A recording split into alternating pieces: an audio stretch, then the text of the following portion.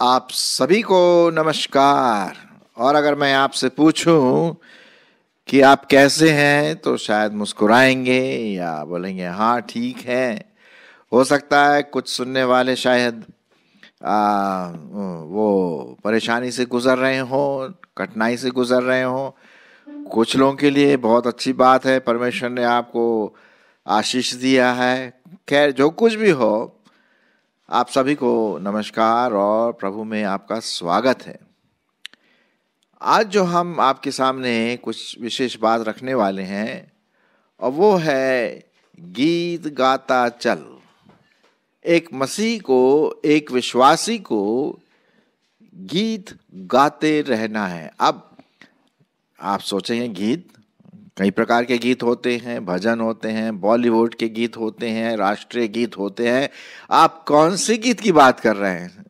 जी हाँ, मैं सिर्फ बात कर रहा हूँ परमेश्वर के गीत के बारे में कि हम जो विश्वासी हैं, प्रभु को प्यार करते हैं, हम वो गीत गाते चलें, गुनगुनाते चलें। और ये परमेश्वर चाहता है आपसे और मुझसे कि एक विश्वासी गीत गाता चलता रहे अपने जीवन में, चाहे वो काम कर रहा हो या स्टडी कर रहा हो या जो भी हो, जो भी घर में हो, खाना पका रहे हो, गीत गाते हुए करें। अब मैं नहीं बोल रहा हूँ कि आप गीत मतलब कुछ याद करके गाएं, अपने आप में गुनगुनाते रहते हैं, है ना। आपने सुना होगा कई लोगों को गुनगुनाते रहते हैं, एकदम से बहुत स्वाभाविक रूप से वो गुनगुनाते हैं, उनको बताने की जरूरत नहीं। क्यों? क्योंकि वो खुशी का इजहार करते हैं, अपने आनंद का, अपने खुशी को दूसरों को बताते हैं। तो आज हम देखेंगे बाइबल क्या कहती है गीत गाने के विषय में, और विशेषकर परमेश्वर के जो संदर्भ में हम जो गाते हैं। हालांकि और भी दूसरे गीत हैं, बॉलीवुड के गीत हैं जो ज़्यादातर लव सॉन्ग कहलाए जाते हैं, रोमांस के गीत गाए जाते हैं। एक और है राष्ट्रीय गीत, जो कई प्रकार के राष्ट्रीय गीत होते हैं, वो भी हमें गाना चाहिए। अपने राष्ट्र के प्रति हमें वफादार, ईमानदार बना रहना है। तो वो राष्ट्रीय गीत बहुत अच्छे होते हैं, मैं बहुत सुनता हूँ उसको। इससे हमारी जो वफादारी है अपने देश के प्रति और जागरूक होती है। विशेष करके लोग ये राष्ट्रीय गीत तो जैसे 15 अगस्त हुआ या 26 जनवरी हुआ, उन दिनों में गाए जाते हैं, लेकिन कभी भी गा सकते हैं। लेकिन हमारा जो आज का जो मेन ध्येय है, जो फोकस है, जो केंद्र बिंदु है, वो है मसीही गीत। और इसीलिए आज मैंने इसका टाइटल दिया है और वो इस प्रकार से है, गीत गाता मसीहा। ठीक है, तो देखते हैं बाइबल क्या कहती है इसके बारे में। मैं आपके लिए शुरुआत में पढ़ूंगा भजन संहिता उसका 96 अध्याय, भजन संहिता उसका 96 अध्याय और उसका 1 से 4 पद तक। ठीक है, अगर आपके पास बाइबल है तो आप खोल सकते हैं, लेकिन मैं आपके लिए पढ़ देता हूं। यहाँ इस प्रकार से लिखा हुआ है, यहोवा के लिए एक नया गीत गाओ, हे सारी पृथ्वी के लोगों, यहोवा के लिए गाओ, यहोवा के लिए गाओ, उसके नाम को धन्य कहो, दिन प्रतिदिन उसके किए हुए उद्धार का शुभ समाचार सुनाते रहो। अन्य जातियों में उसकी महिमा का और देश देश के लोगों में उसके आश्चर्य कर्मों का वर्णन करो, क्योंकि यहोवा महान और अति स्तुति के योग्य है, वह तो सब देवताओं से अधिक भय योग्य है। आगे और आप पढ़ सकते हैं, लेकिन मैं यहीं पर इस पर्टिकुलर भाग को समाप्त करूंगा कि हमें गीत गाते रहना है। म्यूजिक भी इसमें इन्वॉल्व है, संगीत भी इसमें इन्वॉल्व है, शब्द भी बहुत इन्वॉल्व है। कई चीज़ें हैं जिससे हम परमेश्वर के प्रति अपनी संवेदना, अपना धन्यवाद हम प्रकट करते हैं। अब आपने देखा होगा कि जो फिल्मी गीत हैं, बॉलीवुड के जो गीत हैं, उसमें एक लवर, एक प्रेमी दूसरे प्रेमी के प्रेज में गीत गाता है, भाई हमारा लवर, हमारा प्रेमी तो प्रभु परमेश्वर है ना, वो हमसे प्यार करता है, तो क्यों ना हम दिल से हम उन गीतों को गाएं।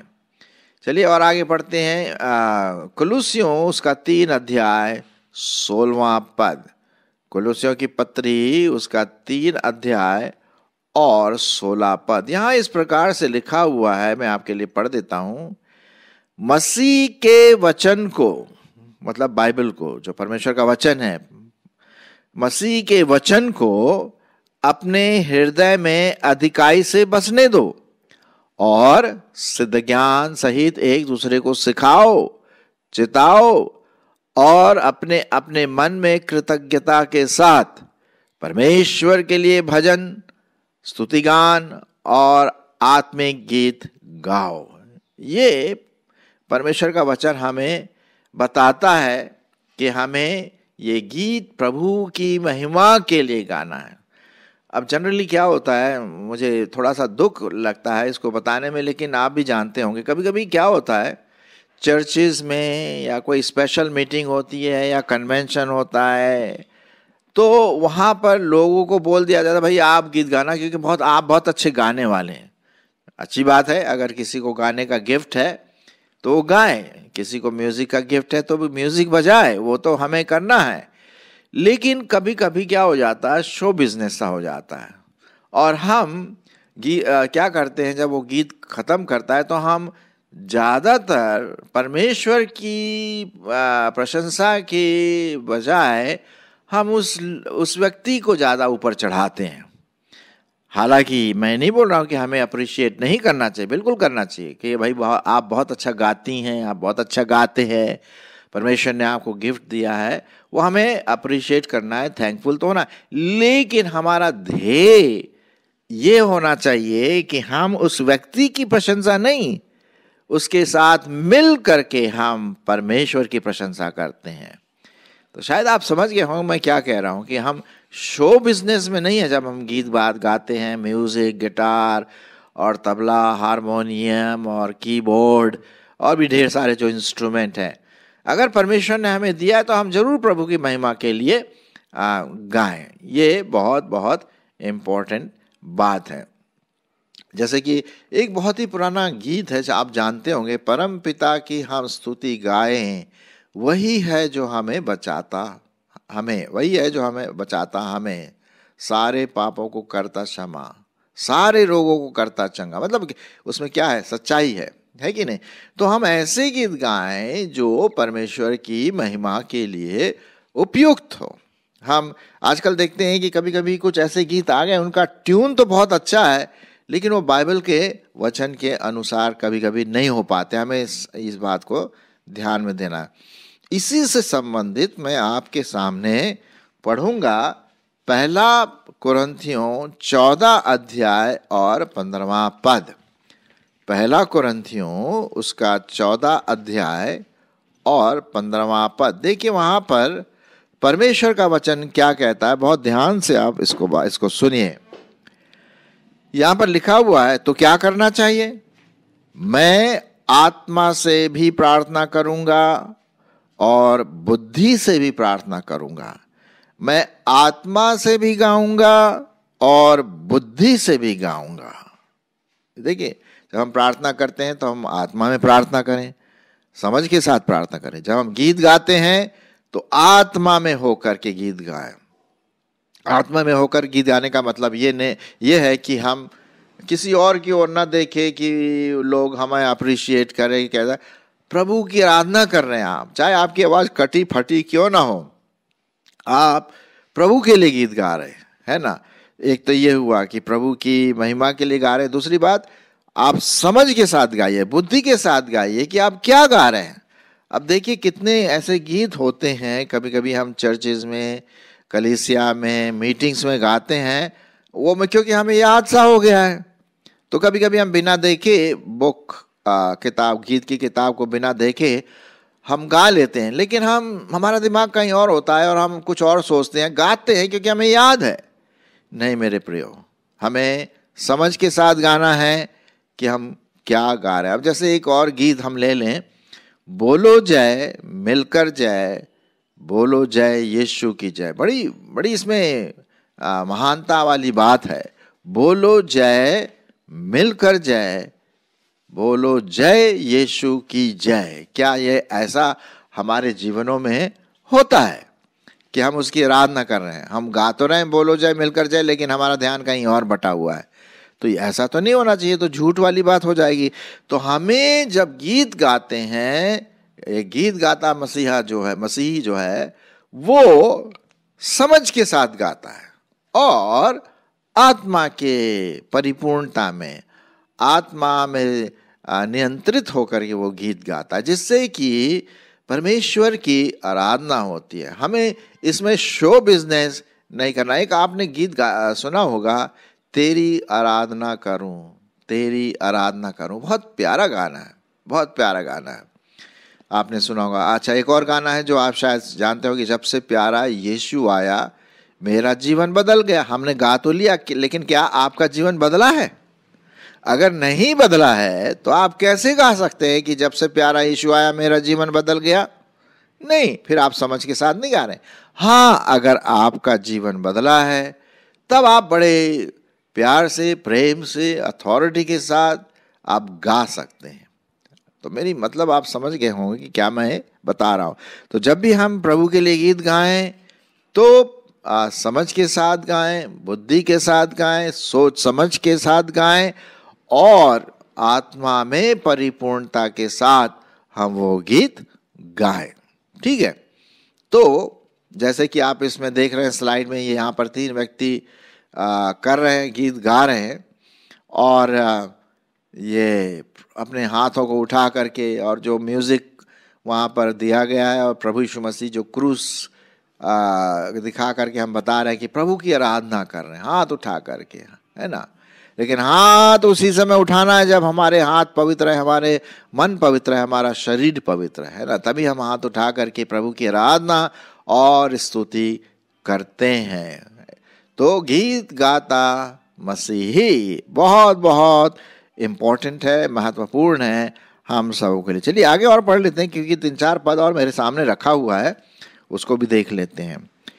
प्रेरितों के काम उसका 16 अध्याय और 25 पद सुनिए, परमेश्वर का वचन क्या कहता है। मैं थोड़ा सा इसको संदर्भ में पढ़ लेता हूँ, क्योंकि यहाँ पर हमारे यहाँ पर जो दिए गए हैं, जो प्रेरित हैं, उनको लोगों ने पकड़ करके, क्योंकि वो वचन सुना रहे थे, तो जब वचन सुना रहे थे तब भीड़ के लोगों ने उसे पकड़ करके क्या कर दिया, जेल में डलवा दिया। सुनिए 22 पद से, तब भीड़ के लोग उनके विरोध में इकट्ठे होकर चढ़ाए और हाकिमों ने उनके कपड़े फाड़ कर उतार डाले और उन्हें बेंत मारने की आज्ञा दी, और बहुत बेंत लगवा करके उन्होंने उन्हें बंदीगृह में डाल दिया, और दरोगा को आज्ञा दी कि उन्हें सावधानी से रखें। यहाँ पर हमारे जो परमेश्वर के सेवक हैं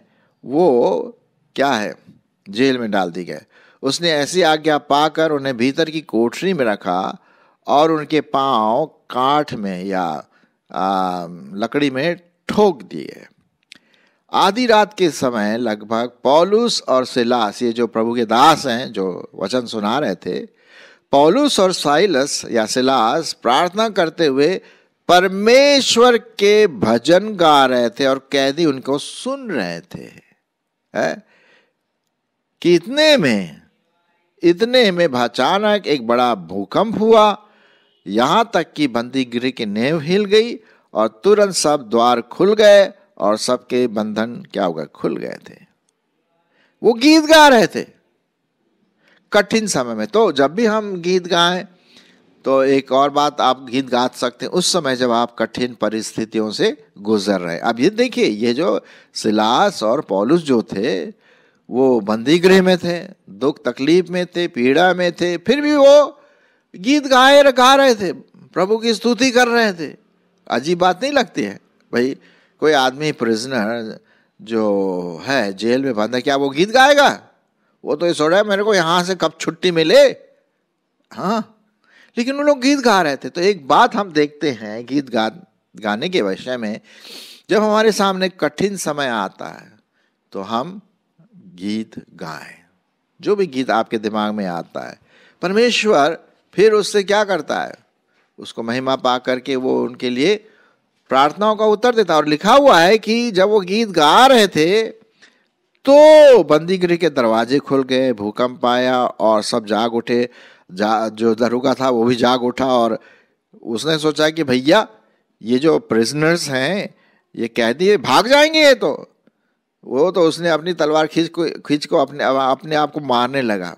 पौलुस ने कहा भैया ऐसा ना कर, हम लोग ठीक है, हम भागेंगे नहीं, हम तुझे सुसमाचार सुनाएंगे। वही देखिए, गीत गाने से, प्रार्थना करने से, ये जो बातें यहाँ पर दी गई हैं ये एक फल है कठिन समयों में, ठीक है। और फिर जब हम एक और गीत देखते हैं जो हन्ना का जो गीत है, जो पहला सामुएल उसके 2 अध्याय में हम देखते हैं किस प्रकार का गीत है, बहुत अच्छा। इसके बारे में मैं आपको एक एपिसोड सुना चुका हूँ, सबसे प्यारा गीत, आपने उसको ज़रूर सुना होगा और बहुत लोगों ने उसको लाइक भी किया। आप भी देख लीजिए, करीब 1 महीने पहले मैंने वो डाला था, आप देख लीजिए कि सर्व अच्छा गीत परमेश्वर की महिमा के लिए। ठीक है, आगे बढ़ते हैं। फिर जब भी मौका मिलता है तो कुछ नए गीत भी गाइए। अब यशाया उसका 42 अध्याय और 10 पद में क्या लिखा है, मैं जरा पढ़ देता हूँ। यशाया उसका 42 अध्याय और 10 पद, यहां पर लिखा हुआ है, हे समुद्र पर चलने वालों, हे समुद्र के सब रहने वालों, हे द्वीपों, तुम सब अपने रहने वालों समेत यहोवा के लिए नया गीत गाओ और पृथ्वी के छोर तक उसकी स्तुति करो। एक नया गीत। हम देखते हैं कि ढेर सारे हमारे गीत की किताब में गीत आए हैं, इंग्लिश में भी और हिंदी में भी। कुछ ऐसे गीत हैं जो अनुभव से लिखे गए हैं, ठीक है, इंग्लिश में भी और हिंदी में भी।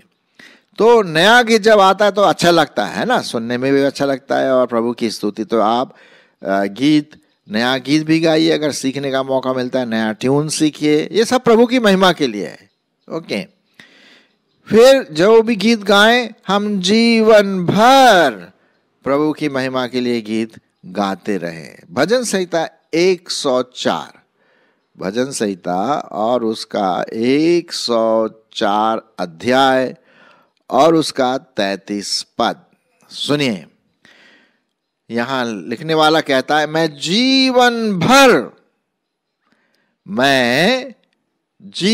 भर यहोवा का गीत गाता रहूंगा। एक मसीही को जीवन भर, मैं नहीं बोल रहा कि आप सब अंतरा गाएं या म्यूजिक होना चाहिए, अपने मन में गुनगुनाते रहिए ना। मैं जीवन भर यहोवा का गीत गाता रहूंगा, जब तक मैं बना रहूंगा तब तक अपने परमेश्वर का भजन गाता रहूंगा। आमीन, है ना। अब मेरे साथ आप भी आमीन बोल सकते हैं। हाँ, तो यहां पर हम परमेश्वर की स्तुति करते हैं जीवन भर, सिर्फ एक दिन नहीं, संडे को नहीं, ट्यूसडे को नहीं, थर्सडे को नहीं, जीवन भर जब भी मौका मिलता है, चलते फिरते काम करते गुनगुनाते रहो। आधा भी ऐसे कर,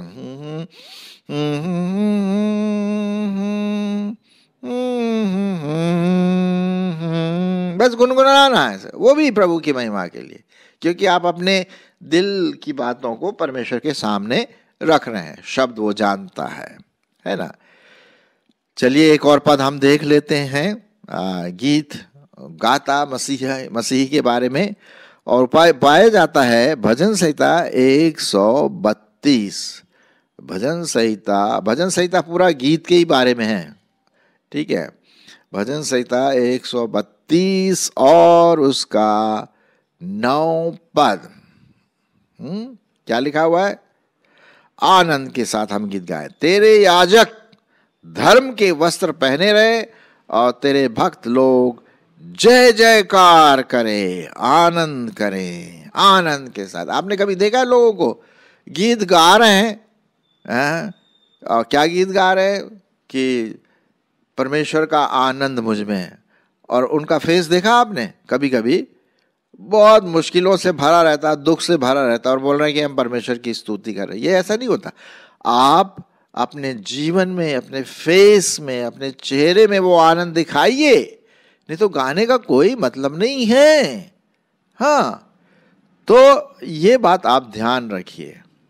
जब भी हम गाते हैं तो एक्सप्रेशन, हमारी भावनाएं हमारे व्यक्तित्व में, हमारी बोल में, हमारे फेस में, हमारे चेहरे पर आना चाहिए ना। I've got the joy, joy, joy in my heart.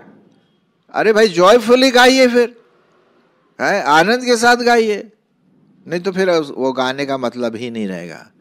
आशा है आज आप थोड़ा सा और आशीषित हुए होंगे जब हम इस बात को ले रहे हैं कि गीत गाता मसीही है। आइए हम गाते हुए अपने काम में, स्कूल में, खाना पकाते समय, घर में झाड़ू साफ करते समय अपने गीत या गुनगुनाएं, और ये सब प्रभु की महिमा के लिए हो सकेगा। परमेश्वर हमारी इसमें क्या करे? अगुवाई करे। ठीक है, धन्यवाद।